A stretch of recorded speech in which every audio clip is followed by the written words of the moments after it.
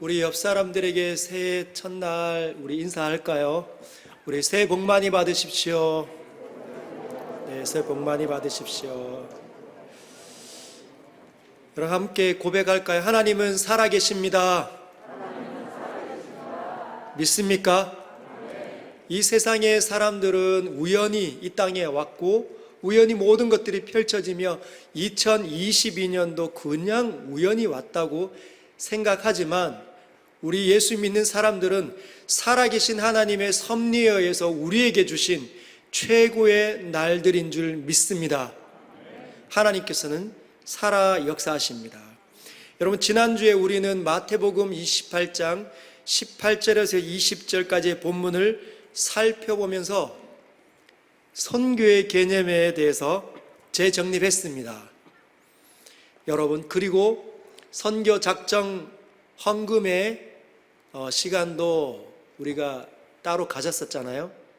얼마나 많은 분들이 동참해 주셨는지 예년보다 약 100여 명 더 많이 참석해 주셨습니다. 그럼에도 불구하고 아직 턱없이 모자랍니다. 여러분들 가운데 혹시나 지난주에 빠뜨리신 분, 한 주 동안 고민하셨던 분 오늘 꼭 작정해 주시길 부탁드립니다. 우리 옆 사람들에게 한번 인사할까요? 다시 한 번 더 인사하고 도전하겠습니다. 선교하겠습니다. 네, 감사드립니다. 근데 인사하실 때 그냥 웃기만 하면서 고개만 까뜩하시는 분들이 꽤 있으신데 왜 그러실까요? 선교하겠습니다 하면 혹시나 하나님께서 들어서 응답해 주실까봐 가정에서 직장에서 콕 들어서 저 먼 아프리카 땅 나이지리아로 우간다로 또 정글과 밀림으로 보내실까봐 걱정이 되시는 분들은 차마 입에서 선교하겠습니다 말이 안 나오는 거죠. 여러분 그렇게 알고 계시면 지난주에 주일에 빠지신 분일 수 있습니다. 그렇죠? 선교의 개념을 우리가 그렇게 정의하지 않았잖아요. 혹은 지난주일 참석해서 선교의 개념 다 남들 정립할 때 본인 졸다가 하나도 제대로 못 듣고 나가시는 분이셨을 수도 있습니다. 여러분 선교 기억나십니까? 지난주에 다 정립하셨잖아요. 이제 설명하실 수 있겠습니까? 설명하라면 또 못하시겠죠. 그래서 한번 다시 되새김질 해보려고 합니다. 다시 꺼내어서 묵상해 보려고 합니다. 여러분 복습 잘하면 복습 잘하는 아이가 성적이 아주 뛰어난 아이입니다. 여러분 마태복음 28장 18절에서 선교를 명령하신 분이 계시죠. 하늘과 땅의 모든 권세가 누구에게 주어져 있습니까? 우리 아닙니다. 하늘과 땅에 있는 모든 권세를 내게 주셨으니 할 때 그때 내게는 우리가 아니라 예수 그리스도라는 거죠. 여러분 땅에 있는 모든 권세 얼마나 할까요? 하늘에 있는 모든 권세가 누구에게 주어져 있다고요? 예수 그리스도에게 주어져 있다는 겁니다. 그분의 입이 열려서 듣는 모든 무리에게 하늘과 땅에 있는 모든 권세를 나에게 주셨으니 너희들에게 이렇게 명령을 내린다라고 말씀하시는 거죠. 그래서 그분의 명령이기 때문에 영어로 선교가 미션이라고 되어져 있습니다. 미션. 한번 따라할 건 미션. 사명이라는 거죠. 예수님의 명령이기 때문에 미션입니다. 그러면 그 미션이 뭘로 이루어져 있느냐? 19절과 20절 중요하니까 19절부터 20절 중반까지 같이 한번 합독하도록 하겠습니다. 시작. 그러므로 너희는 가서 모든 민족을 제자로 삼아 아버지와 아들과 성령의 이름으로 세례를 베풀고 내가 너희에게 분부한 모든 것을 가르쳐 지키게 하라. 거기까지. 이것이 예수님의 입으로부터 나오는 하늘과 땅의 권세를 가지신 분의 명령입니다. 그래서 이 구절을 가리켜 신학자들은 Great Commitment, 대명령이다라고 말을 합니다. 어떤 명령입니까? 하나의 명령으로 이루어져 있죠. 너희는 모든 민족을 제자로 삼아라. 이것이 예수님의 명령입니다. 예수님께서는 자신을 통하여서, 자신의 제자들을 통하여서 복음을 들었던 모든 사람들이 어떻게 되기를 원한다고요? 제자가 되기를 원한다는 거예요. 제자는 스승이 있습니다. 스승이 가는 길을 따라가는 거죠. 스승이 이렇게 직진을 하면 같이 스승의 뒤를 따라 직진하다가 왼쪽으로 틀면 왼쪽으로 같이 틀고, 오른쪽으로 틀면 같이 오른쪽으로 트는 겁니다. 그래서 스승의 길에 전문가들이 제자예요. 스승의 길이 너무너무 선명한 거죠. 우리가 예수 그리스도를 스승으로 두고 있는 예수님의 제자들입니다. 여러분, 예수님의 길이 분명하게 보입니까? 삶 가운데 분명해져야 우리가 예수의 제자라고 불려질 수 있다는 거죠. 그리고 이 사명을 이루는 방식이 세 가지로 전략으로 나타나 있습니다. 뭐뭐 하면서, 뭐뭐 하면서. 이것이 몇 가지요? 세 가지. 기억납니까? 첫 번째, 가면서. 모든 민족에게로 가면서. 왜 가야 하죠? 그들이 우리에게로 안 오니까, 우리에게로 찾아오지 않으니까, 더 이상 하나님께 궁금해하지 않으니까 하나님에 대한 길을 발견한 우리가 그들에게로 찾아가는 겁니다. 그렇게 살면 안 돼라고 이야기해 주기 위해서. 두 번째는 세례를 주면서, 이것은 사람을 살려내면서입니다. 사람을 살려내면서. 어떻게요? 십자가와 부활을 전해주는 거죠. 복음을 알게 해주는 겁니다. 여러분, 십자가 경험하셨죠?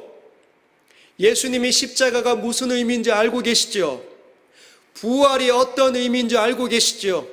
그 내용이 바로 복음의 엑기스입니다. 십자가가 왜 필요한지, 우리 모두의 죄악을 대신해서 예수님께서 십자가에서 죽으시고, 우리가 죽어서 영원히 갇혀야 있어야 되는 그 죽음을 예수님께서 깨뜨리시고 부활하셨다. 나는 그분을 믿는다. 너도 이 일을 믿기를 바란다. 복음을 가져다 주면서 살려내라는 겁니다. 죽어 있기 때문에. 세 번째는 뭡니까? 가르치면서. 예수님의 말씀을 지키도록 가르치면서. 이것이 세 번째 전략입니다. 여러분, 살아났는데 그냥 옛날 방식 그대로 살면 됩니까? 안 됩니까? 옛날 방식대로 욕하고 살면 됩니까? 안 됩니까? 도박하고 살면 됩니까? 안 됩니까? 술독이나 헛된 것에 중독되어서 살면 안 된다는 거죠. 그러한 사람들은 죽어있던 삶의 방식이니까 살려내서 다른 방식으로 살아가도록 가르쳐야 된다는 겁니다. 이것이 모든 민족을 제자로 삼는 선교의 사명입니다. 그러면 누가 해야 합니까? 그러므로 너는 가서가 아니라 너희는 가서라고 기록이 되어져 있다는 거죠. 한 사람이 아니라 예수 믿는 사람들의 복수, 연합체, 즉 교회에게 주어진 사명이 선교라는 겁니다. 교회가 되기만 하면 반드시 선교를 시작해야 된다는 거죠. 즉 교회는 선교하는 공동체입니다. 한번 따라할까요? 교회는 선교하는 공동체이다. 그랬더니 어떤 분이, 내 그럴 줄 알았지. 선교가 너무 부담스러우니까, 선교는 너무 어려운 것이니까 교회가 되면, 내가 교회로 부름을 받아 교회와 한 몸이 되면 선교할까 봐 교회 안 나가고 있는 거야 하신다는 분이 있습니다. 여러분, 교회 안 나오면서 신앙생활 하는 사람들이 생각외로 꽤 많습니다. 정말요. 교회 안 나오지만 본인은 예수님 믿는다고 생각하는 사람들이 꽤 많아요. 여러분, 그런 분들은 신앙이 뭔지를 모르는 사람들입니다. 예수께서 피로 값주고 살려낸 사람들의 연합이 왜 필요한지를 모른다는 거죠. 그 말은 하나님의 생각과 뜻과는 상관없이 자기 마음대로 신앙생활을 하겠다고 고집을 부리는 것과 마찬가지입니다. 교회가 왜 교회로 묶여져야 할까요?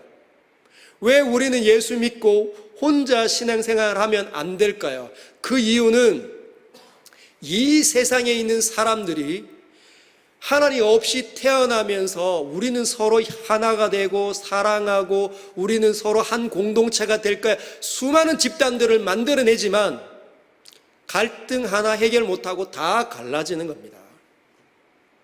그런데 하나님께서는 그러한 세상의 사람들 속에 생명이 무엇인지를 제대로 보여주고 싶어 하신다는 거죠.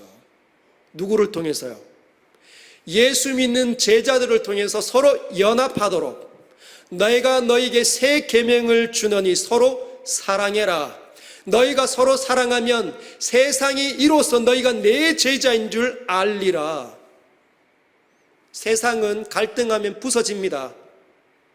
자그마한 것 하나 이렇게 분열이 일어나면 견딜 수 없고 갈라지고 헤어지게 되어져 있죠. 그러나 예수 믿는 사람들은 다르다는 거죠. 왜요? 십자가를 믿으니까. 십자가에 달리신 예수께서 내 대신 죽으셨다는 사실을 깨닫고 예수님께서 죽으실 때 나 역시 십자가에서 죽으셨다는 겁니다.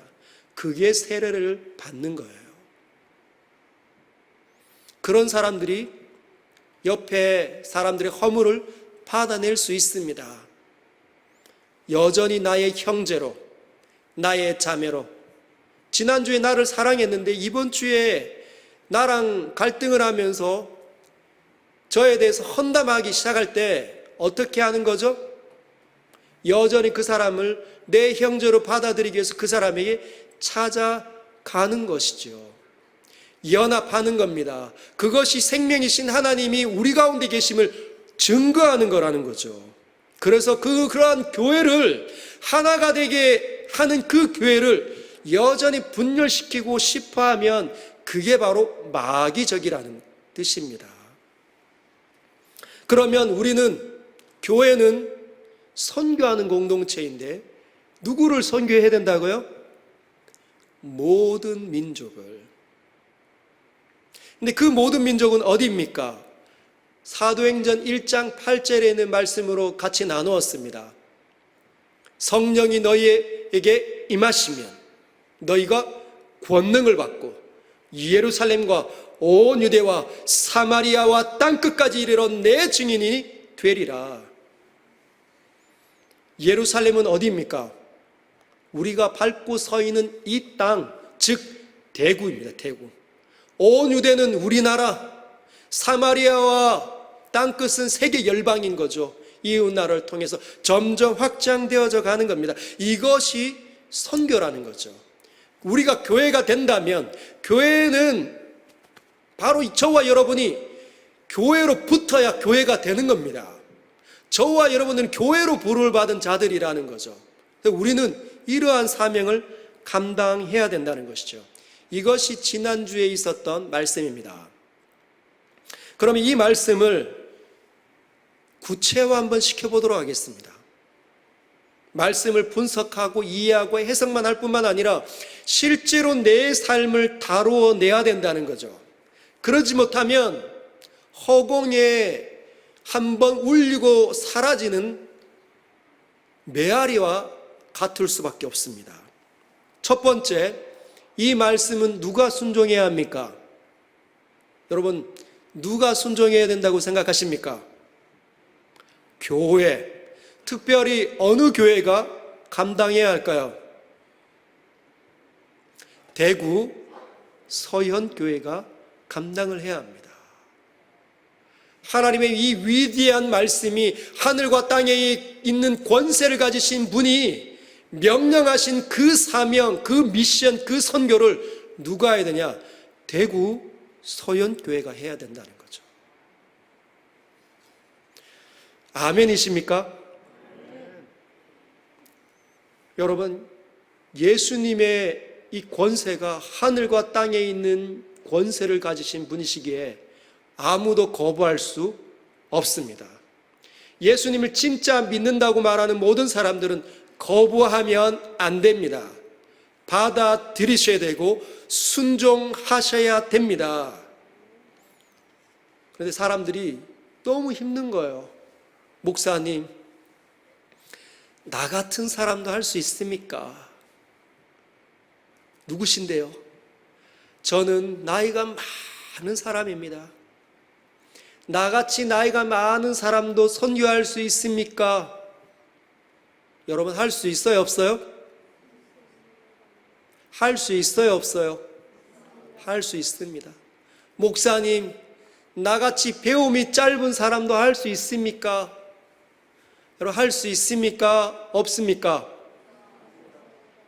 목사님, 나같이 물질이 별로 없어서 작정해도, 선교한금 작정을 해도 아주 남들에 비교하면 미미합니다. 그런 나 같은 사람도 선교할 수 있습니까? 뭐라고 대답하십니까? 할 수 있습니다. 왜요? 하늘과 땅의 권세를 가지신 분이 20절 후반부에서 이렇게 말씀하시잖아요. 볼지어다, 보아라, 반드시 알라, 이런 뜻입니다. 내가 세상 끝날까지 너희와 항상 함께 있을 것이다. 우리가 크리스마스 지나왔잖아요. 그때 분별한 게 예수의 이름과 또 다른 이름 임마누엘 아닙니까? 우리의 죄악을, 우리 안에서 있는 모든 죄악을 건지신 예수님을 우리가 믿고 모든 죄악이 사해졌기 때문에 영광의 하나님, 거룩하신 하나님, 지혜와 능력이 무한하신 전지전능하신 하나님이 우리와 함께 하시는 그 임마누엘이 이루어진 사람들이 바로 우리 아닙니까? 낙담하지 마십시오. 자기를 제대로 바라보시길 바랍니다. 우리의 왔다 갔다 하는 마음 상태가 아니라 하나님의 말씀이라는 거죠. 하나님의 의지입니다. 저와 여러분들의 높고 낮음의 차이 때문에 나타나는 것이 선교가 아니라 하나님의 의지 때문에 나타나는 것이 선교라는 것이죠. 좀 더 말씀을 구체해 볼까요?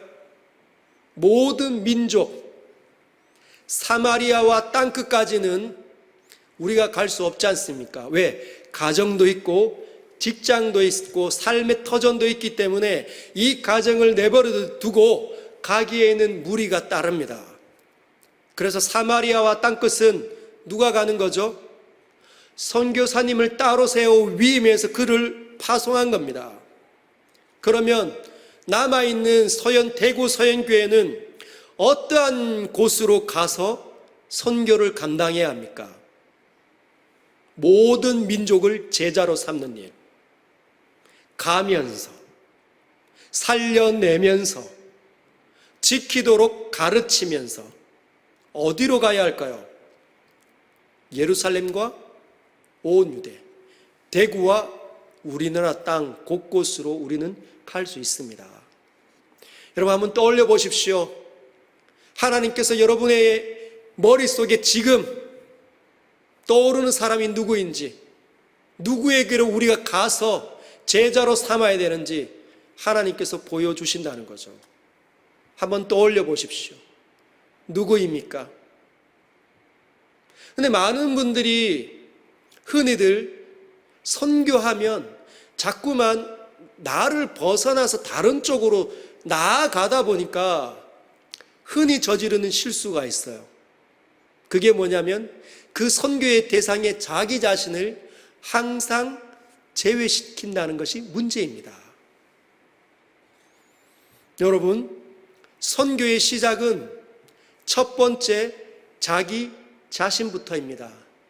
한번 따라할까요? 나로부터 시작된다. 나로부터 시작된다. 이것이 선교입니다. 여러분, 사람들에게 복음을 가르치고 있습니까? 교사들이, 또는 그동안 여러분들이 리더로 살아오고 있고 누군가에게 복음을 전해준 적이 있다면 여러분 스스로는 가르치고 있습니까? 여러분은 여러분 자신을 제자로 길러내는데 어떻습니까? 로마서 2장 21절에는 이렇게 이야기합니다. 사도가, 그러면 다른 사람을 가르치는 네가 네 자신은 가르치지 아니하느냐? 다른 사람들에게는 하나님이 누구이신지를 보이고 가르치고 이야기하면서도 내 자신은 가르칠 줄 모르느냐? 여러분, 사도 바울이 남을 가르치는데, 선교하는데 가장 탁월한 사람 아니었습니까?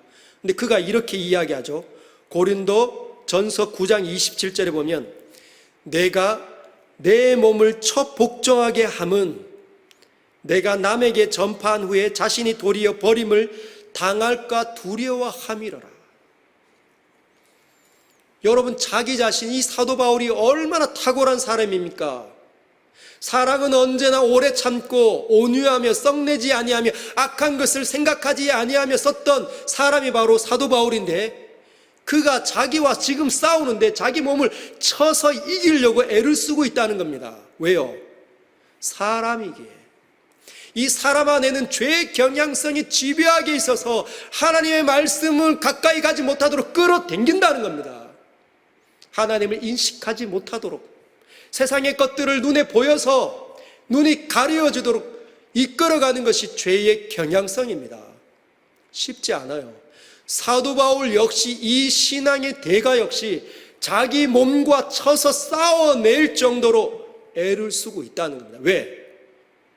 열심히 남에게는 전도하고 가르치고 선교하고 훈련시켰는데 자기가 그렇게 살지 못하면, 죄의 경향성에 지면 버려질까 봐, 그것이 두려워서 자기 몸과 치열하게 지금 싸우고 있다는 것이죠. 사랑하는 여러분, 여러분은 여러분 자신을 얼마나 지금 선교해 내고 있습니까? 내 자신을 제자로 삼는 일에 얼마나 지금 노력하고 있습니까? 말과 표정과 눈빛이 예수님의 제자답습니까? 어떻습니까? 여러분 보시는 저는 예수님의 제자처럼 보입니까? 여기 서 있는 이 정 목사는 보기에 얼굴 표정이, 말과 행동이 예수님의 제자답게 많이 자라 있는 것 같습니까? 만약에 그렇지 못하게 보인다면 저는 갈 길이 먼 사람입니다. 제 자신을 예수님의 제자답게 만드는 일에 방치하고 있는, 등한시한 사람인 것이죠. 여러분, 한번 자신을 점검해 보십시오. 여러분은 예수님의 제자답게 마음을 다루어 낼 줄 압니까? 마음이 얼마나 쉽게 변질되는지, 얼마나 번개같이 어두워지는지, 쉽게 삐지는지, 별것 아닌 거로 마음이 섭섭해지잖아요. 오늘 여러분들 주보에 재직들의 이름들이 새겨져 있습니다. 그렇죠? 이 재직들의 이름에 분명히 이름이 빠진 분이 있든지 아니면 이름에 오타가 있는 분들이 계실 수 있습니다. 사람이 하는 일이니까. 여러분들은 안 받으셨나요? 네.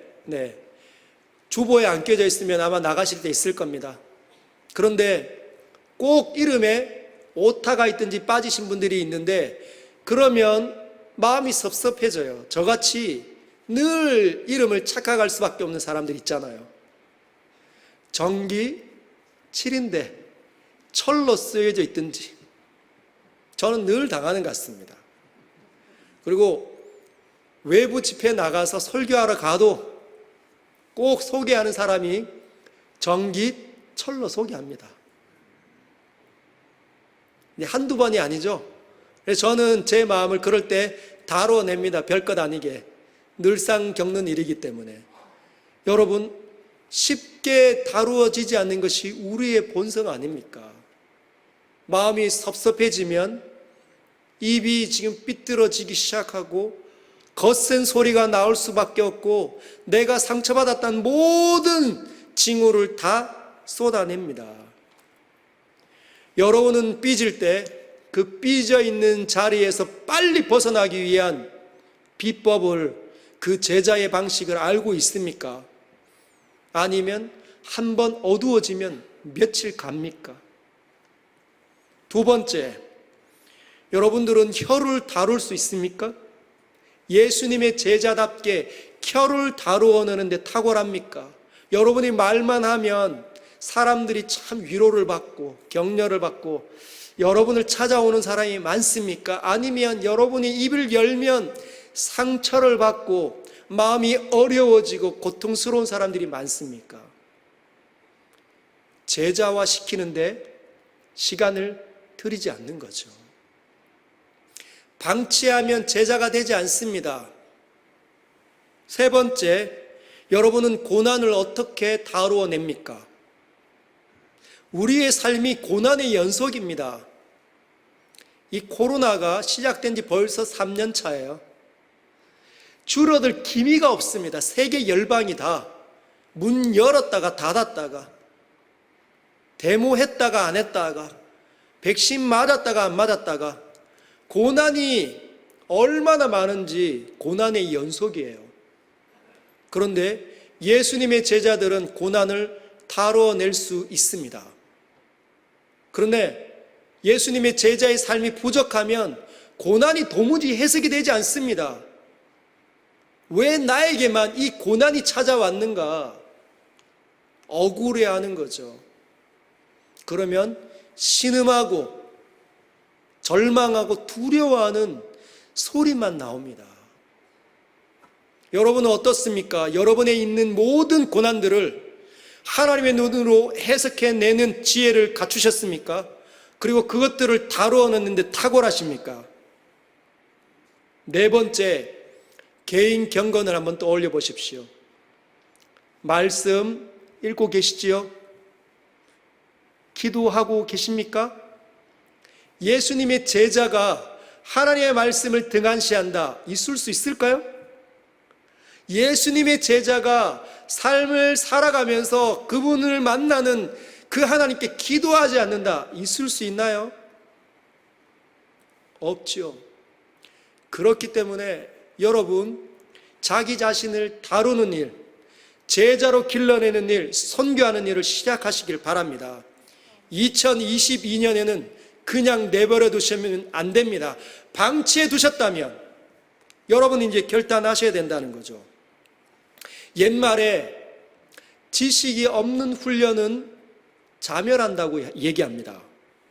지식이 없는 훈련이 뭘까요? 훈련은 받는데 뭐 때문에 훈련 받는지 몰라요. 그러니까 그냥 아무 의미가 없는 거죠. 그 사람에게는 목적이 없으니까. 그런 사람은 자멸합니다. 근데 반대로 훈련이 없는 지식은 공명하다고 합니다. 빌공자에 이름 명자나 밝을 명자, 이름이나 빛이 없다는 거죠. 뭐가? 훈련이 없는 지식들이. 예수님은 진짜 아는데 복음에 낸 정통이 돼서 십자가 부활은 수도 없이 많이 들었는데 훈련이 안 되다 보니까 능력이 안 나타나는 거예요.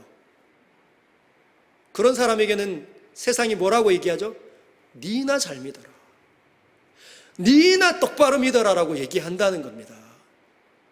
그래서 우리는 2022년 이 새해 이 첫날에, 첫 주일에 선교, 우리 자신을 선교하는 일을 시작해야 합니다. 어렵지만 별로 그렇게 어렵지 않습니다. 세 가지 전략을 예수님께서 이미 주셨다는 거예요. 첫 번째가 가면서. 한번 따라할까요? 가면서. 어디로 가야 할까요? 여러분, 이 자신이 얼마나 고집스러운지, 그리고 얼마나 돌덩이 같은지 하나님 앞에 안 나간다는 거죠. 하나님을 만날 수 있는 시간을 확보하셔야 됩니다. 여러분 자신을 제자로 만들려면, 정말 예수님을 믿는 사람처럼 보이려면 여러분의 기도가 땅에 떨어지지 않고 하나님의 응답을 받아서 능력이 나타나기를 원하신다면, 정말 믿는 것처럼 살기를 원하신다면 하나님 만나는 시간을 확보하십시오. 왜요? 돌덩이 같으니까 안 가려고 한다는 거죠. 얼마나 고집스러운지. 새벽 기도 여러분 하고 계십니까? 생각외로 새벽 기도 어렵습니다. 저도 알람 울릴 때마다 깜짝 놀랍니다. 아직까지. 목회자로 그렇게 오래 살아왔는데도 새벽에 어떤 날은 쉽게 일어나지만 어떤 날은 피곤해서 일어나기가 얼마나 어려운지, 요즘같이 진짜 그렇게 매서운 추위가 일면 여러분 제마루는 바람이 얼마나 많이 부는지 아시죠? 나올 때마다 머리가 얼마나 시려운지. 그러면 새벽기도 잘 가기가 어려워지는 거예요. 인간은 얼마나 타협하기가 쉬운지 모릅니다. 새벽을 깨우면 근데 굉장히 유익이 좋습니다. 하나님 앞에 앉아서 하나님을 고요하게 묵상하고 그분 안으로 깊이 빨려 들어가면 얼마나 좋은지 몰라요. 기도 수려한 언어로 안 해도 됩니다. 아버지, 주님 하면 그분이 모든 걸 다 아시잖아요. 새벽 대구 서영교회 예배당 오기가 어려우신 분들, 정거장으로 버스 2정거장, 3정거장 타야 되시는 분들은 우리 교회 본당으로 안 오셔도 됩니다. 가까운 이웃교회 새벽기도에 참여하십시오. 새벽을 깨워보시길 바랍니다. 그런데 이 새벽 깨우는 게 너무 힘들다. 그러면 우리 교회에 있는 금요 기도회를 작정하십시오. 지금은 뭐 해야 됩니까? 전략을 세워서 끌고 가야 하는 일이 일어나야 된다는 거예요. 2시간 남짓 않은 그 공동체로 모이는 그 금요 기도회에 오셔서 찬양 뜨겁게 하시고, 2시간도 기니까 찬양 끝날 쯤에 오겠다. 그러면 안 됩니다. 시작부터 오셔서 마음 앞에 다 끌어내시고 말씀 다 들으시고 그 말씀에 의지해서 약 40분간 되는 그 기도에 올인해서 하나님 만나야 되지 않겠습니까? 여러분, 금요기도회에 성령 충만한 사람, 신앙이 좋은 사람들만 오는 게 아닙니다. 나랑 똑같은 사람들, 뺀질뺀질한 사람들이 애를 써서 사도 바울처럼 몸에 쳐서 복종하게 하기 위해서 견뎌내면서 애를 쓰면서 유혹을 뿌리치면서 오고 있다는 거예요. 여러분, 하나님 만날 수 있는 자리 만들어내시기를 바랍니다. 그리고 두 번째, 세례를 베풀면서 살려내면서 이걸 적용을 해야 되겠죠. 여러분, 예배에 오시면 살아납니다. 맞습니까? 근데 예배에 오는 것까지로만 멈추면 안 돼요. 여기 와서 뭘 해야 되죠? 집중력 있게 하나님의 이 예배당 앞에 앉아서 예배를 하나님을 인식하면서 드려야 합니다. 졸다 가면 안 돼요. 조시는 분이 있죠? 이유가 있습니다. 제가 가만히 살펴보니 성도들이 예배 때 졸 수가 있겠더라고요. 왜냐하면 저도 예배 드릴 때 막 졸림이 막 올 때가 있어요. 언제입니까? 강사인 저 같은 설교자가 하나님 말씀을 전하는데 하나도 이 깨달음이 없는 거예요. 무슨 말 하는지 하나도 이해가 안 돼. 그러면 졸릴 수 있습니다. 그런데 그거와는 상관없이 또 졸릴 때가 있어요. 언제 졸릴까요? 믿음이 없으면 졸리게 되어져 있습니다. 믿음이 왜 없어요?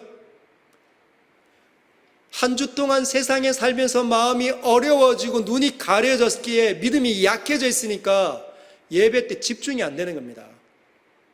한 주간에 어려움을 만났어요. 하나님께서 다른 사람들의 기도는 다 들어주시는데 나의 기도로는 한 번도 안 들어주시는 것 같은 거예요. 맨날 오래 참기만 기다리시는 것 같이 아무리 기도해도 응답은 없을 때 하나님 나를 버리셨나 보다, 나를 홀대하나 보다, 그러면 하나님께 벌써 섭섭한 마음이 생기니까 예배에 참여해도 재미가 없습니다.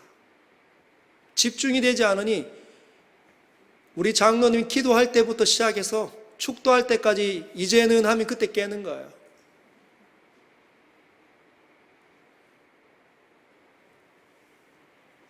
남편과 아내가 싸우면 예배 안 됩니다. 어젯밤에 싸우신 분들은 오늘 분명히 졸다 가실 가망이 많습니다. 여러분, 제가 우리 피택자들에게 하나 말씀을 해 주었습니다. 작년에 피택이 되시고 난 다음에 따로 불러서 예배 때 여러분들은 조심해야 안 됩니다. 여러분들이 피택자로 집사님과 권사님과 장로님으로 제대로 준비되어져 가는지 사람들이 여러분을 볼 겁니다. 그래서 여러분이 졸고 있으면 아직 정신 못 차렸구나 생각할 겁니다. 괜히 뽑았네. 그래서 여러분은 절대로 조심하면 안 됩니다. 그래서 제가 그분들에게 꼭 가지고 다니라는 거 하나 알려드렸어요. 뭘까요? 바늘, 핀을 항상 들고 다니면서 자기를 찔러라. 자기를 찔러라. 그래야 여러분 이 돌덩이 같은 이 딱딱한 마음, 오랫동안 마음이 서원해지고 믿음이 약해져서 한 주간 보내어서 이번 주에 여러분 졸다 가면 다음 주도 졸다 가게 되고 그 다음 주 한 달을 그렇게 보내고 1년을 그렇게 보내면 저와 여러분들은 앉으면 그냥 잠 오는 사람 되는 거예요. 목사이라도 똑같습니다. 거기에 배겨나는 사람이 없어요. 지금 우리가 우리 자신을 선교해야 한다는 것이죠. 살려내야 합니다. 그대로 방치하면 안 된다는 것이죠. 옆에 누가 조신다, 꼬집어 주세요. 꼬집어 주세요. 여러분들이 3355 그룹을 지으셔서 같이 동참하는데 사용하시길 바랍니다. 혼자 나오기가 어려우면 교회 금요기도에 꼭 나를 태워 가십시오. 나와 함께 데려가 주십시오. 그리고 같이 예배드리가 졸면은 나를 꼬집어 주세요. 꼬집으면 이렇게 웃어주세요. 내가 졸았군요.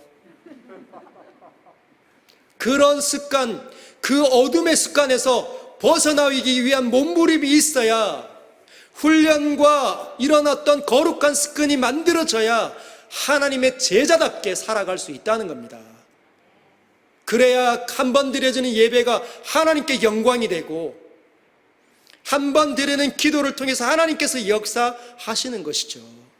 그러지 않으면 정말 나는 예수님을 믿는지, 신앙은 헛것은 아닌 건지 그렇게 맨날 의심하다가 시간 다 보내게 되는 거죠.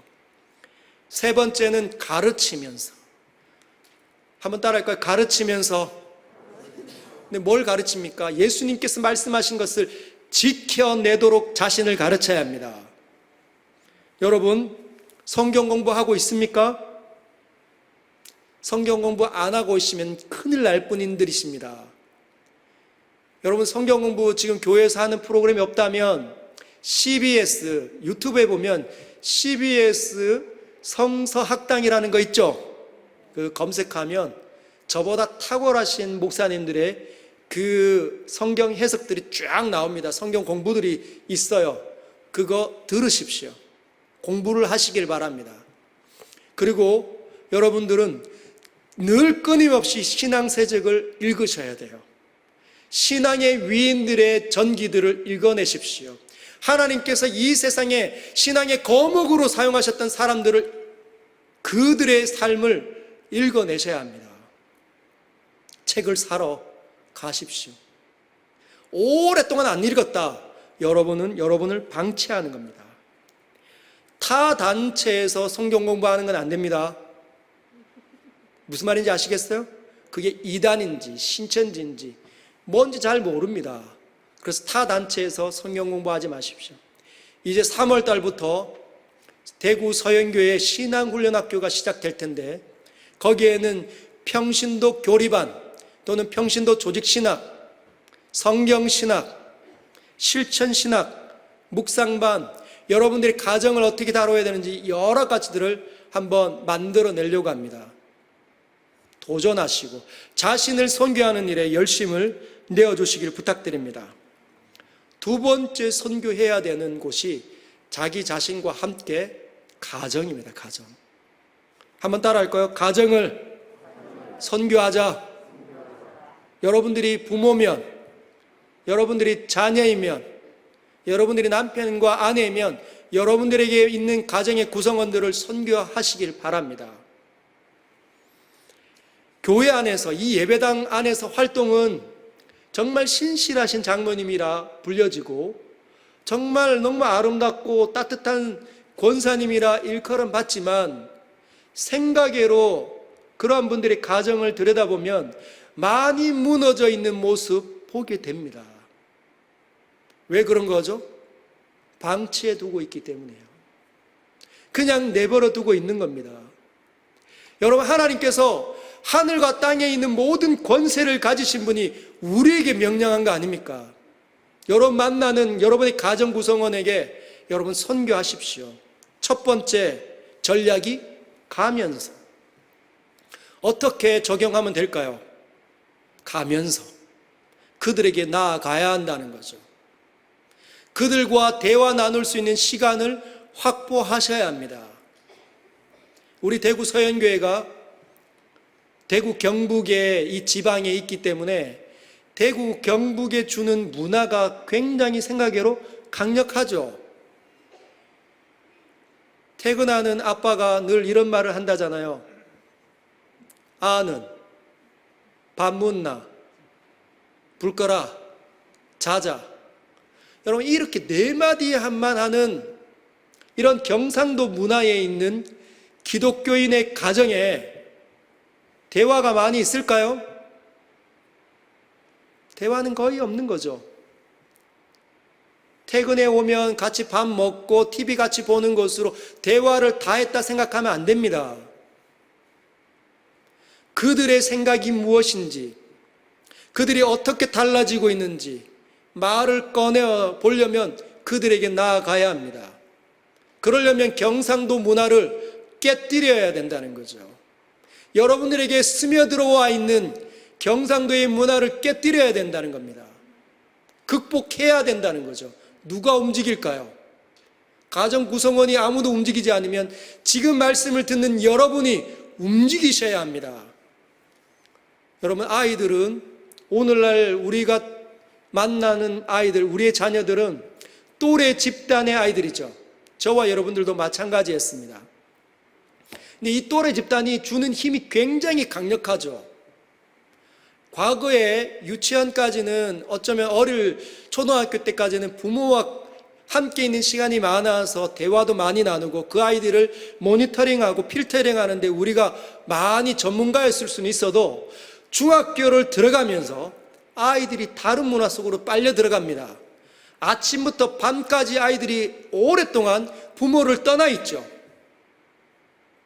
그런데 그 또래 집단이 주는 힘에 의해서 영향을 많이 받습니다. 그래서 중학교 아이들과 고등학교 아이들 머리 헤어스타일이 다릅니다. 추구하는 옷 입는 헤어스타일이나 옷 입는 스타일도 다 달라요. 또래 집단이 강력하니까. 그래서 그 아이들에게는 뭐라고 얘기하냐면, 그 아이들이 즐겨 사용하는 건 나랑 가장 생각이 맞는 사람은 내 친구라고 생각을 합니다. 과거에는 엄마와 아빠였지만 이제는 더 이상 엄마와 아빠가 아니라 나랑 시간을 가장 오래 보내고 시간을 오래 보낼 뿐만 아니라 생각과 가치관을 공유하는 내 친구들이 가장 나랑 가깝다고 생각하는 거예요. 그럼 엄마 아빠는요, 이제 점점 단절되는 거죠. 나랑 생각이 안 맞다. 그러면 우리는 우리 아이들을 잃어버리는 것입니다. 그래서 그 아이들을 찾아가는 일, 여러분 하셔야 된다는 거죠. 여러분이 자녀이면 부모님을 찾아가야 합니다. 생각외로 우리 부모님들 역시 오래된 문화 속에 있어서 대화 잘 나눌 줄 모릅니다. 어제 제가 한 장로님 만났는데 그 장로님께서 그렇게 말씀하셨습니다. 본인의 아버님께서 살아생전 때 그 많은 시간 자녀들과 함께 하려고 했더니 아버님이 자녀와 함께하고 있는 이 문화가 없어서 어색해서 할 말이 없다는 거예요. 서로 너무 민망한 거죠. 같이 시간을 보내려고 하니까. 여러분, 시간을 다시 보내기 시작해야 합니다. 극복하셔야 합니다. 두 번째는 그들을 세례를 뿌리면서 살려내면서 이 전략을 세워야 된다는 거죠. 여러분, 가정의 사람들 놓고 기도하고 있습니까? 그 사람들의 이름을 불러가면서 하나님 앞에 호소하고 있습니까? 여러분들에게 하늘과 땅의 권세를 가지신 분이 함께 하시기에 그분 앞에 여러분들의 가족의 이름을 불러가며 기도하고 있습니까? 그렇게 해야 살려낸다는 거죠. 가정 기도에 있습니까? 가정 예배 오래되지는 않았습니까? 만나면 어색함. 그러려면 이 다시 방 청소해야 합니다. 여러분의 가정을 깨끗이 청소하십시오. 그동안 캐캐 묵었던 오래된 습관들을 깨뜨리시고 쓰레받기에 다 담아서 쓰레기통에 던져 버리셔야 합니다. 그 쓰레받기로 쓸어 담는 일이 바로 첫 번째가 친절하기, 두 번째가 웃어주기, 세 번째가 손잡아주기. 여러분, 친절하십시오. 웃어주십시오. 여러분이 진짜 예수님 만났다는 사실을 보여주도록 웃어주시고 친절해 주시길 바랍니다. 그리고 손잡아 주십시오. 얼마나 이 세상이 살기 각박합니까? 우리 청년 아이들도 직장이 없어서 두려워해서 절망한다고 하잖아요. 격려하시고 위로해 주시기를 부탁드립니다. 한마디 던지면 그 사람들이 살아날 수 있어요. 그러나 습관이 없기 때문에, 거룩한 습관이, 거룩한 문화가 우리 가정 가운데 스며들어와 있지 않기 때문에 아마 3개월에서 6개월은 친절해주고 웃어주고 손잡아주는 일을만 하셔야 될 수도 있습니다. 그래서 마음이 부들부들해지면 그때 가정 예배와 가정 기도회를 한 번씩 두 번씩 꺼내어서 우리 가정 가운데 기독교의 하나님의 예수 그리스도의 제자로 되는 그 문화를 심으셔야 된다는 거죠. 2022년은 그렇게 하셔야 합니다. 우리는 우리 자신과 우리 가정을 선교해야 합니다. 지켜내도록 만들어야 된다는 거죠. 사랑하는 여러분, 그래서 한 가지 도구로 제가 여러분들에게 묵상 노트를 주보에 반 딱 펼치면 묵상 노트를 심어놨습니다. 묵상의 지침들이 1부터 6가지가 있죠. 첫 번째가 한 주에 한 본문의 말씀을 최소 3번 묵상해야 하며 기록하는 것을 원칙으로 한다. 왜? 묵상은 주야로 중얼중얼거리는 거니까. 습관이 안 돼 있는데 한 번 읽으면 뜻이 열리는 게 아닙니다. 여러분, 목회자도 말씀을 읽으면 한 번에 모든 것들이 주옥같이 열려지는 것이 아닙니다. 오랫동안 묵상을 해야 거기서 하나님의 보화들이 발견해지는 거거든요. 그래서 3번, 첫 번째 묵상에서 1차 묵상 내용에 기록하시고, 두 번째 때 묵상하셔서 2차 때, 세 번째 때 묵상하셔서 3차 때, 그리고 이것을 들고 오셔서 만나는 사람들과 함께 나누십시오. 그게 뭐냐? 성도가 서로 교통하는 것을 믿습니다. 우리 사도신경으로 그렇게 고백하잖아요. 그게 이겁니다. 이거. 말씀으로 서로를 지탱해 주는 것, 서로에게 말씀으로 다가가는 것을, 교통하는 것을 믿는다는 의미예요. 그때 우리가 연합할 수 있고 서로를 강하게 만들어 줄 수 있습니다. 그리고 가정에서 한 주에 한 번, 가급적이면 이렇게 주일날 여러분들 가정에서, 오늘 같이 예배드리는 사람 많다면 꺼내어서 같이 나누십시오. 피자를 시키시든지 치킨을 시키시든지 예배 형식을 빌리면 사람들이 힘들어하면 그냥 기도 한번 하고 같이 자기가 기록했던 거 나누면 얼마나 놀라운 시간이 되는지 몰라요. 그 일이 우리 서행 가운데 일어나기를 원합니다. 선교는 반드시 해야 합니다. 누구부터요? 누구부터요? 나로부터. 그리고 나와 함께 있는 우리 가정이 얼마나 중요한지 몰라요. 우리 가정에서 1차적으로 말씀을 가지고 살아내 보십시오. 그래서 나에게 사랑이 없구나, 그것을 가정 속에서 많이 느끼고 가정에서 서로가 서로를 배우도록 만들어 주어야 합니다. 그 교회 와서 그 사랑을 실천하고 세상으로 나아가 사랑을 실천하도록 되어져 있는 것이죠. 오늘 말씀을 기억하면서 우리가 함께 기도하기를 원합니다.